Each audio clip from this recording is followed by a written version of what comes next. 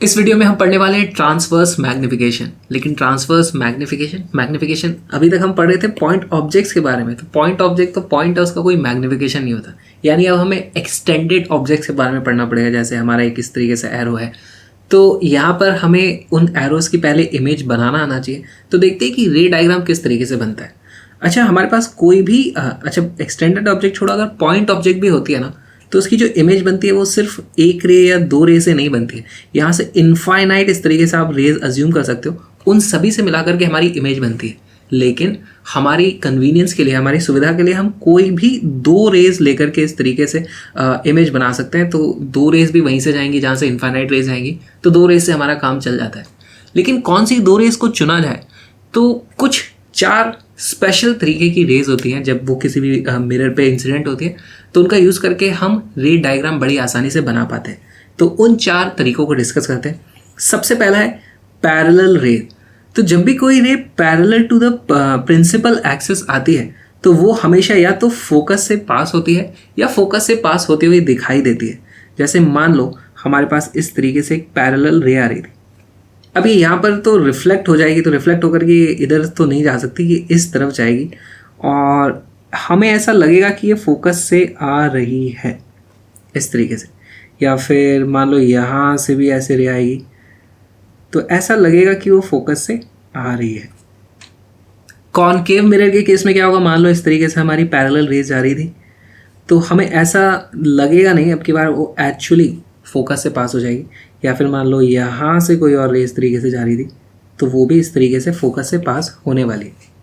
दूसरी कैटेगरी है हमारी, अगर कोई रे फोकस से पास हो रही थी, है ना, तो वो पैरेलल हो जाएगी।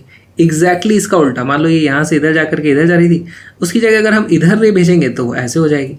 देखो, मान लो अगर हमारी कोई रे फोकस की तरफ जा रही थी, इस तरीके से फोकस की तरफ इंसिडेंट थी, तो अब आफ्टर रिफ्लेक्शन वो parallel to the principal axis हो जाएगी। यहाँ से मान लो इस तरीके से ये रे ऐसे जा रही थी, अब वो पैरेलल हो जाएगी। कॉनकेव मिरर के केस में क्या होता है, हमारी रे मान लो कोई फोकस से इस तरीके से जा रही थी, तो आफ्टर रिफ्लेक्शन वो इस तरीके से parallel to the principal axis हो जाने वाली है। तीसरी कैटेगरी है हमारी ray through the centre of curvature.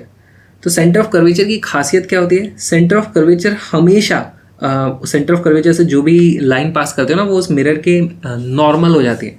तो अगर कोई रे यहाँ से पास कर रही है, तो उसका एंगल ऑफ इंसिडेंस जीरो हो जाएगा, तो एंगल ऑफ रिफ्लेक्शन भी जीरो हो जाएगा। तो जहाँ से वो जाती है उस तरह से ही वापस पास हो जाती है। तो उसको हम बोलते हैं कि उसने अपने ही पाथ को रीट्रेस कर लिया है, इधर से गई इधर ही वापस हो गई।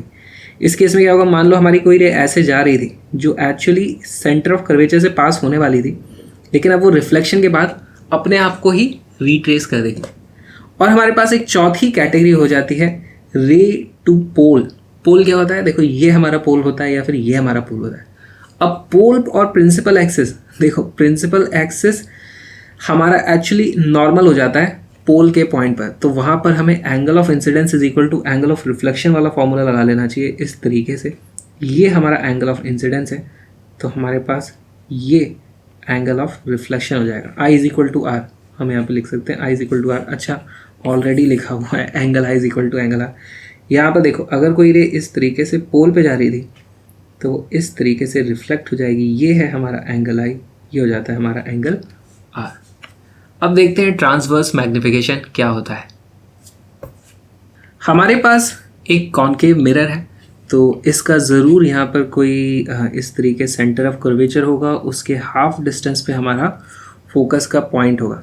और हमारे पास यहाँ पर कोई एक्सटेंडेड ऑब्जेक्ट है। हम अक्सर जो एक्सटेंडेड ऑब्जेक्ट हमें जितनी पढ़नी होती है, इस तरीके से हम एरो बना देते हैं, बस वो हमारी एक्सटेंडेड ऑब्जेक्ट हो जाती है। रियल लाइफ में ऐसे एरो की इमेज कौन बना रहा है हमें नहीं पता। अब इसकी रे डायग्राम बना करके हम देख सकते हैं कि इसकी इमेज कैसे बनेगी। देखो, इसमें बहुत सारे अलग अलग इनफाइनाइट पॉइंट्स हैं, उन सभी की इनफाइनाइट रेज निकलेंगी, सभी से एक इमेज बनेगी। लेकिन हमें सिंप्लीफाई कर लेना चाहिए, हमें कुछ नहीं करना है। देखो, इसके नीचे वाला जो पॉइंट है उसकी यहाँ कहीं जहाँ भी इमेज बनती है, ऐसे हर एक पॉइंट की इमेज बनेगी, इमेज बनेगी, इमेज बनेगी, और हमें यहाँ पर कुछ ऐसे दिखने वाली है इमेज। तो हम अपनी कन्वीनियंस के लिए सिर्फ इसके टॉप पॉइंट की इमेज बना लेंगे, तो हमारा काम हो जाएगा। तो देखो, अब यहाँ से हम चार तरीके की रेज निकाल सकते हैं। पहली, जो यहाँ से इस तरीके से पैरेलल होगी, तो वो फोकस से पास होगी। दूसरी रे क्या हो सकती है, मान लो जो फोकस से पास हो रही होगी वो पैरेलल हो जाएगी, तो यहाँ पर हमारी इमेज ऑलरेडी बन चुकी है। तीसरी रे आप यहाँ सेंटर ऑफ कर्वेचर से पास कर सकते हो, अगर यहाँ मिरर होता तो वो टकरा करके यहीं से निकलती, तो इससे भी हमारी इमेज बन जाएगी। चौथी, आप यहाँ पर पोल से इस तरीके से अगर रे को लाओगे तो वो भी उसी पॉइंट से निकलती है, लेकिन हम अपनी सुविधा के लिए सिर्फ 2 रेस का इस्तेमाल कर लेंगे। मान लो मैंने यहाँ पर एक पैरेलल रे इस तरीके से ली, अब वो जा रही है फोकस से इस तरीके से। दूसरी रे मैं ले लेता हूँ, मान लो ये वाली है ना, इस तरीके से, तो हमारी इमेज यहाँ पे बन जाती है। ये है हमारी इमेज, ये है हमारी ऑब्जेक्ट। ऑब्जेक्ट की जो हाइट है उसको हम लिख देंगे इस तरीके से, हाइट ऑफ ऑब्जेक्ट। इसी तरीके से हमारे पास यहाँ पर कुछ हाइट ऑफ इमेज आ जाएगी। अब यहाँ पर मैग्निफिकेशन का मतलब क्या होता है? मैग्निफिकेशन मतलब हमारी इमेज और ऑब्जेक्ट की हाइट का रेशियो है वो कितना हो जाता है। तो देखो हम लिख देंगे m is equal to magnification, तो हम लिख देंगे magnification m, magnification m is equal to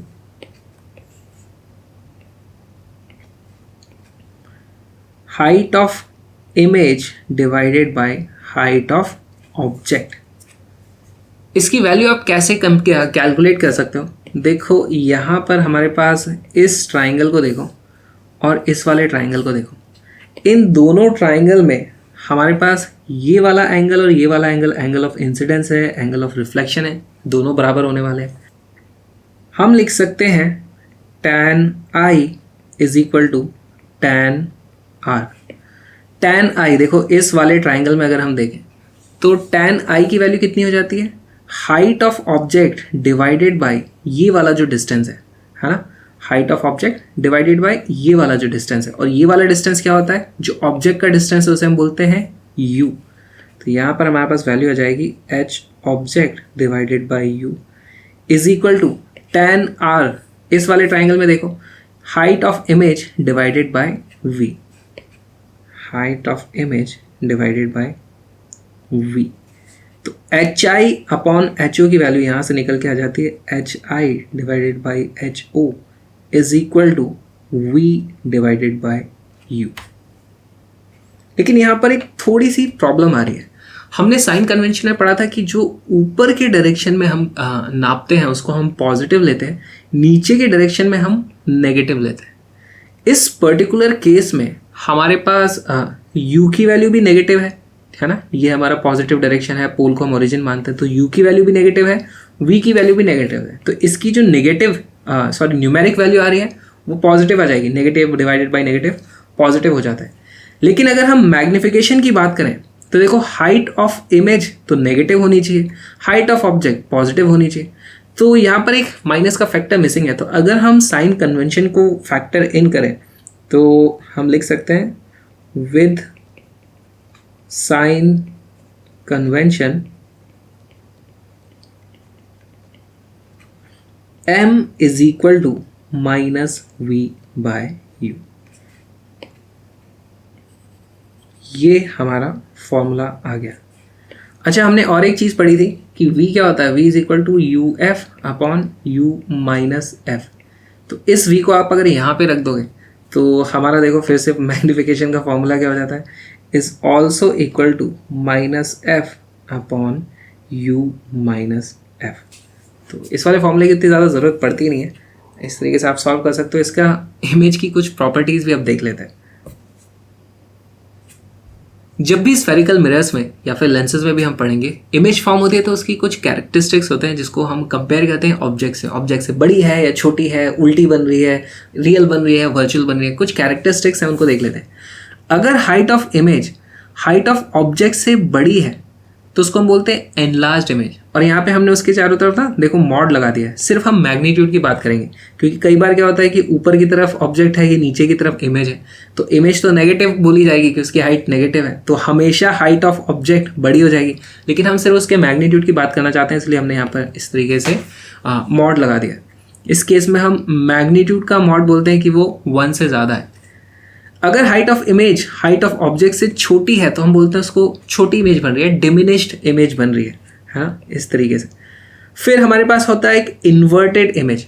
inverted image के लिए क्या होगा, उस केस में m की वैल्यू नेगेटिव आ जाएगी, यानी मैग्निफिकेशन नेगेटिव होगा। अगर हमारी ऑब्जेक्ट पॉजिटिव ऊपर की तरफ है तो हमारी इमेज नीचे की तरफ आ जाएगी, तो हमारी इन्वर्टेड हो गई। अगर हमारी ऑब्जेक्ट नीचे की तरफ थी तो हमारी इमेज ऊपर की तरफ बन रही है। यहाँ पर इमेज है भले ही सीधी, लेकिन एक्चुअली वो ऑब्जेक्ट के हिसाब से तो उल्टी है, इसीलिए इसे भी हम इन्वर्टेड इमेज बोलते हैं। Object and image are on the opposite side of the principal axis. अगर ऐसा नहीं होता है तो उसे हम बोलते हैं इरेक्ट इमेज बनी है, मतलब सीधी बनी है। जैसे अगर हमारी ऑब्जेक्ट यहाँ पर है और इमेज यहाँ बन रही है तो दोनों का डायरेक्शन सेम है, या हो सकता है दोनों का डायरेक्शन उल्टा हो, ऑब्जेक्ट भी नीचे की तरफ थी, इमेज भी नीचे की तरफ है, लेकिन क्योंकि दोनों का डायरेक्शन सेम है तो उसको हम बोलेंगे कि इरेक्ट बनी है। Object and image are on the same side of principal axis. Magnification का एक क्वेश्चन सॉल्व करते हैं। हमारे पास एक कॉन्वेक्स मिरर है जिसके f की वैल्यू है 20 सेंटीमीटर, और हमारे पास इस बार एक वर्चुअल ऑब्जेक्ट है, मतलब रियल ऑब्जेक्ट नहीं है यहाँ पर, ऐसे यहाँ पर एक वर्चुअल ऑब्जेक्ट है। इसकी कुछ इमेज बनेगी, देखते हैं क्या होगा। सबसे पहली चीज़ जो हम करते हैं, हम देखते हैं साइन कन्वेंशन। देखो हमारी इंसिडेंट रेज इस डायरेक्शन में है तो हम लिख देंगे हमारा साइन कन्वेंशन, ये वाला डायरेक्शन हमारा पॉजिटिव डायरेक्शन है। अगर ये पॉजिटिव डायरेक्शन है और पोल हमारा ओरिजिन हो जाता है तो फोकस की वैल्यू कितनी हो जाएगी, देखो फोकस यहाँ पर इधर कहीं होगा, तो ये पॉजिटिव डायरेक्शन में, तो हमारे f की वैल्यू आ जाती है f is equal to +20 centimetre. हमारे ऑब्जेक्ट का जो डिस्टेंस है ये u, वो हो जाएगा इस बार +60 सेंटीमीटर। हमारे पास फॉर्मूला क्या है, v is equal to uf upon u minus f। u की वैल्यू कितनी है, लिखो 60 इंटू 20 अपॉन 60 माइनस 20। 0 से 0 से 0 कट गया, हमारे पास 120 divided by 4 is equal to +30 centimetre. अच्छा, यहाँ पर प्लस आया है, इसका मतलब जो हमारी इमेज बन रही है वो भी पोल से पॉजिटिव डायरेक्शन में होगी। पॉजिटिव डायरेक्शन में कहाँ पर होगी, देखो ये डिस्टेंस अगर हमारा 60 सेंटीमीटर है तो उसका एग्जैक्टली हाफ हमारा यहाँ पर हो जाता है 30 सेंटीमीटर। ओके, यहाँ पर हमारी इमेज बनेगी। अब हमारी इमेज ऐसे भी हो सकती है, ऐसे भी हो सकती है, अभी हमें नहीं पता। ऑलराइट, फोकस की वैल्यू कहाँ पर है, देखो हमारा फोकस है यहाँ पर 20 सेंटीमीटर ना, यहाँ कहीं हमारा f होगा, ये बात, ये हमारा यहाँ पे कहीं पे c होगा, और ये हमारी इमेज बन रही है। ओके, अब देखते हैं मैग्निफिकेशन के साथ क्या हो रहा है। मैग्निफिकेशन का फॉर्मूला होता है -v divided by u। -v यानी -30 डिवाइडेड बाय 60, है ना, तो ये वैल्यू आ जाती है -0.5। अगर हमें बोल दिया जाए क्वेश्चन में कि हमारी जो ऑब्जेक्ट की हाइट है ये थी 2 सेंटीमीटर, 2 सेंटीमीटर तो नहीं होनी चाहिए, बहुत बड़ी हो गई, 2 मिलीमीटर रखना चाहिए मेरे को यहाँ पे इसको, चलो पर क्वेश्चन में बोल दिया 2 सेंटीमीटर, तो हम लिख सकते हैं height of image is equal to m times height of object, यानी कि -0.5 इंटू 2 सेंटीमीटर, यानी कि -1 सेंटीमीटर। माइनस आया यहाँ पे, माइनस का मतलब क्या हो जाएगा, इन्वर्टेड, या फिर इन्वर्टेड नहीं होता माइनस का मतलब होता है साइन कन्वेंशन के हिसाब से नीचे की तरफ, तो हमारी इमेज यहाँ पर नीचे की तरफ बनेगी। अच्छा, ये वाली हाइट पूरी 2 सेंटीमीटर थी तो 1 सेंटीमीटर इतना हो जाता है, हमारी इमेज कुछ यहाँ पर इस तरीके से बनने वाली है। ओके, हमारी इमेज बन गई। अब थोड़ा अजीब नहीं लग रहा है कि किस तरीके से यहाँ पे हमारी तो सीधी ऑब्जेक्ट थी, अब हमारी इमेज उल्टी बन गई। देखते हैं, रे डायग्राम बनाते हैं। हमारे पास ये रे पैरेलल आ रही थी प्रिंसिपल एक्सिस के, तो ये फोकस से पास होती हुई दिखनी चाहिए। तो इस रे का हमारा डायग्राम कुछ ऐसा बनेगा, इस तरीके से ही जाती हुई दिखेगी। और ये जो दूसरी वाली रे है ये ना तो पैरेलल थी, ये हमारी वो स्टैंडर्ड रे नहीं है, वो जो 4 हमने पढ़ी थी, तो ये कहीं से तो मुड़ के जाएगी इस तरीके से, लेकिन वो भी ऐसे जाएगी कि ये हमें यहाँ से ही आती हुई दिखाई देने वाली, इस जगह से। तो इस तरीके से हमारा इमेज फॉर्मेशन होता है। तो काफ़ी इंटरेस्टिंग क्वेश्चन था। बताओ मुझे, यहाँ पर ऑब्जेक्ट डिमिनिश्ड है, इसकी कैरेक्टरिस्टिक देखते हैं। पहली बात तो हमारी इमेज छोटी है हमारी ऑब्जेक्ट से, तो हम लिख देंगे कैरेक्टरिस्टिक्स क्या है यहाँ पर हमारी diminished and inverted and virtual.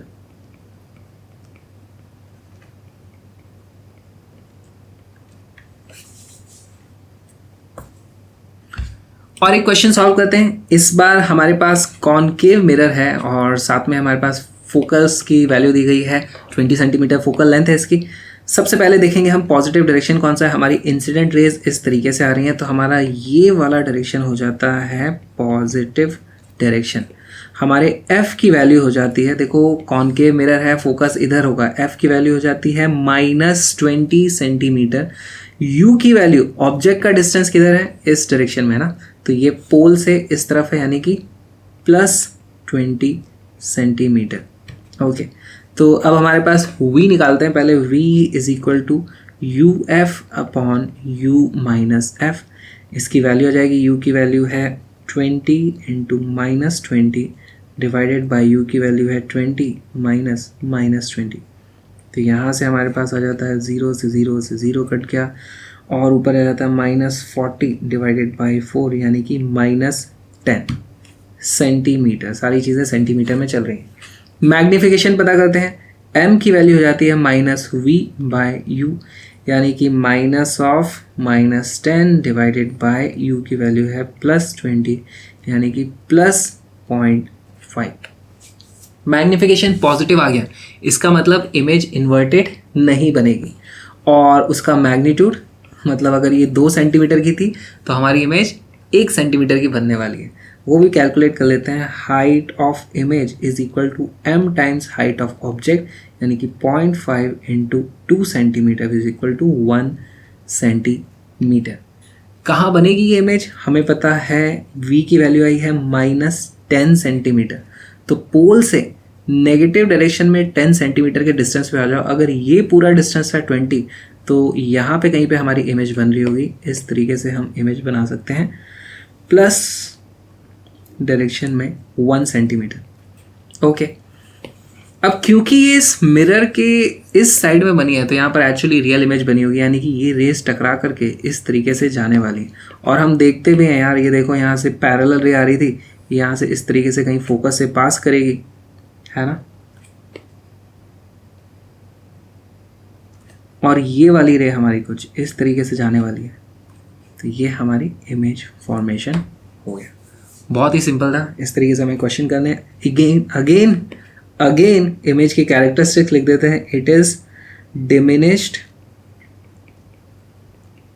छोटी इमेज बनी है और कैसी बनी है, इरेक्ट, है ना, उल्टा सीधा नहीं हुआ इसका, और इस बार रियल इमेज।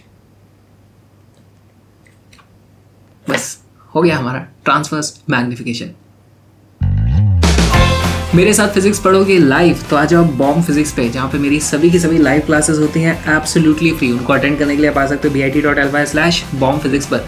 कहाँ पर होती है क्लासेस, अनअकैडमी लर्निंग ऐप पे, जो इंडिया का बेस्ट प्लेटफॉर्म है किसी भी कॉम्पिटेटिव एग्जाम की तैयारी करने के लिए। चाहे आप IIT की तैयारी कर रहे हो, CBSE फाउंडेशन या नीट की तैयारी कर रहे हो, वहाँ पर आप प्लस सब्सक्रिप्शन लेकर के डेली लाइव क्लासेस देख सकते हो, अपने डाउट पूछ सकते हो। इंडिया की टॉप फैकल्टी वहाँ पर पढ़ाती है, हर महीने नए नए बैचेस लॉन्च होते हैं। तो आज ही अनअकैडमी लर्निंग ऐप डाउनलोड करो और अपना प्लस या आइकॉनिक सब्सक्रिप्शन लो। अच्छा, आपको मेरा कोड विक्रांत यूज़ करने से मिलता है स्पेशल डिस्काउंट। वैसे आपके लिए एक खास बात आप ट्राई करना चाहते हो, आपके लिए एक फ्री प्लान भी है। प्लीज़ आज ही एनरोल करो, पहले उसके लिए अनअकैडमी लर्निंग ऐप डाउनलोड करो, मेरा कोड भी यूज़ कर लेना विक्रांत। मिलते हैं लाइव क्लास में अनअकैडमी प्लेटफॉर्म पे।